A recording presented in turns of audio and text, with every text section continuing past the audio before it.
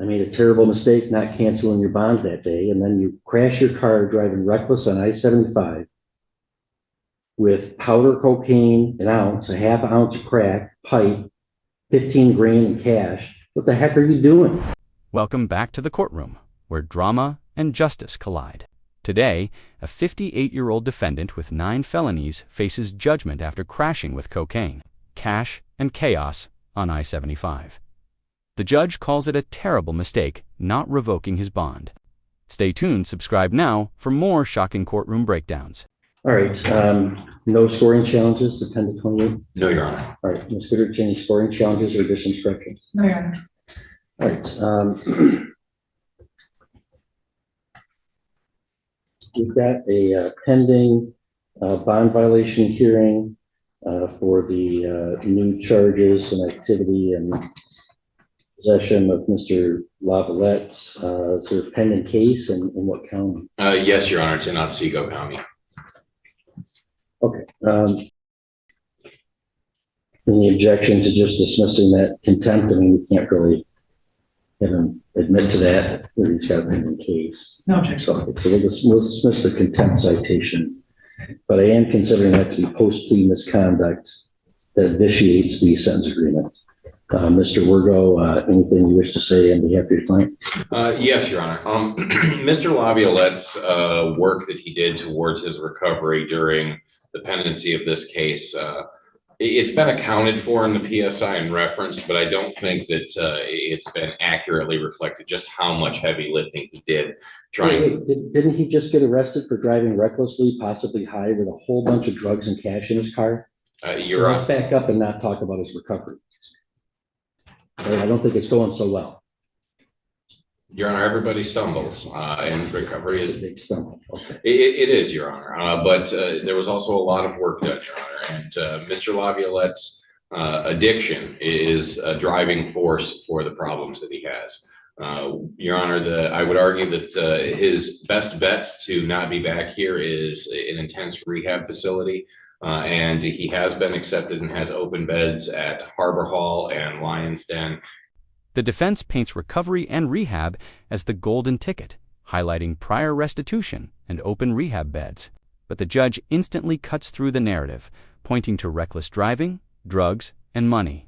The tension is clear. Should society trust rehab again, or has the window already closed? And Team Recovery, they are ready and waiting to address that issue. Mr. Laviolette has already tendered over $150,000 in restitution for prior cases and is striving to make himself a better person and to get the drugs out of his life and move forward.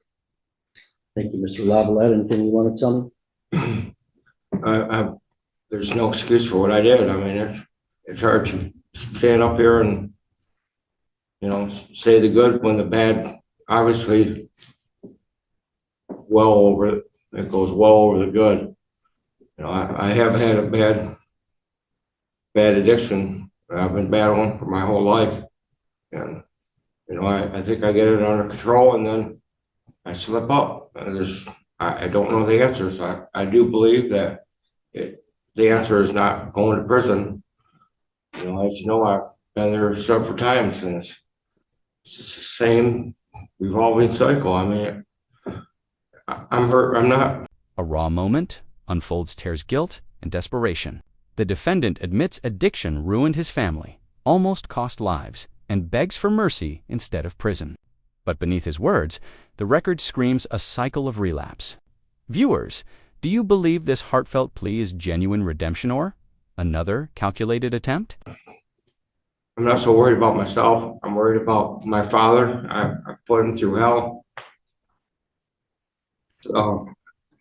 Killing my family, and I probably almost killed somebody when I fell asleep at the wheel.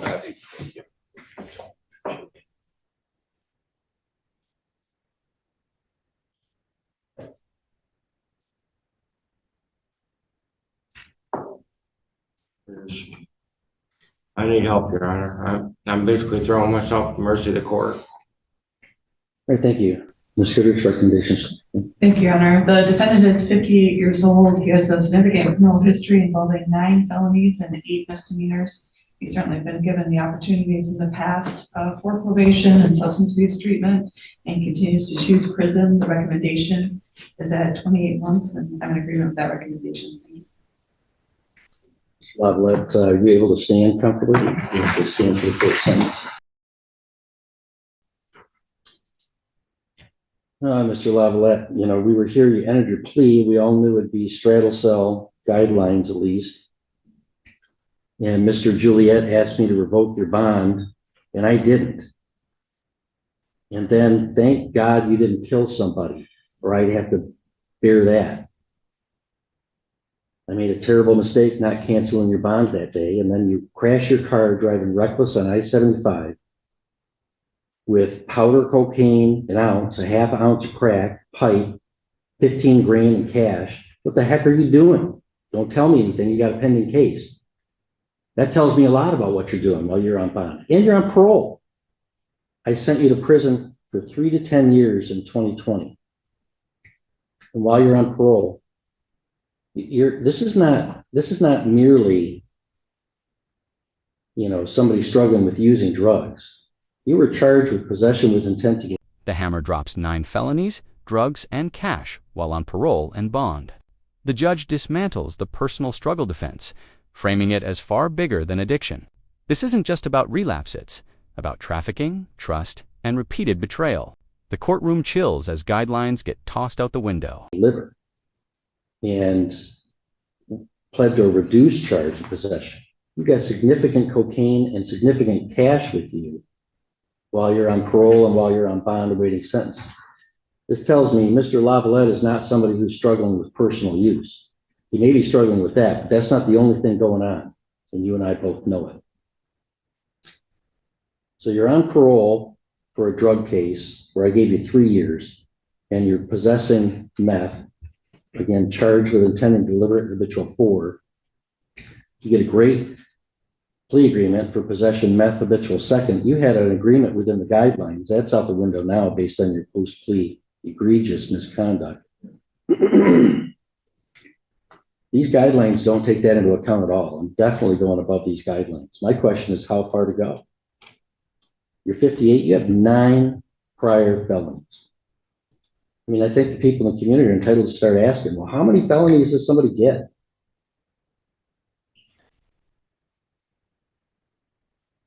Nine felonies, and you're on parole, acting that way. You plead guilty, and then you're on bond, acting that way. I mean, I'm tempted to go so high. I mean, I just don't know that I can do that. Your conduct, I think, certainly warrants a significant prison term. So, Mr. Lavalette, I'm going to sentence you consecutive to parole, so 0 credit to the Department of Corrections for not less than 5 years, no more than 15 years, exercising my discretion under the habitual offender statute to increase the maximum. There's also $68 state cost, 130 crime victims assessment, $350 in court costs. You can file an application to the Court of Appeals if you wish. If you want me to give you a lawyer, I would do so. You have to ask me within 42 days. We're going to give you appeal paperwork explaining that to you. And based upon your post-plea misconduct, I do not believe you have the right to withdraw your plea. Thank you. Lucky, sir. Thank you. Recess, The verdict, 5 to 15 years, 0 credit, and costs piled high. The judge makes it clear post-plea misconduct erased every chance of leniency. A career criminal cycle ends in steel bars, not second chances. For more shocking courtroom twists, subscribe, like, and share to never miss the next case.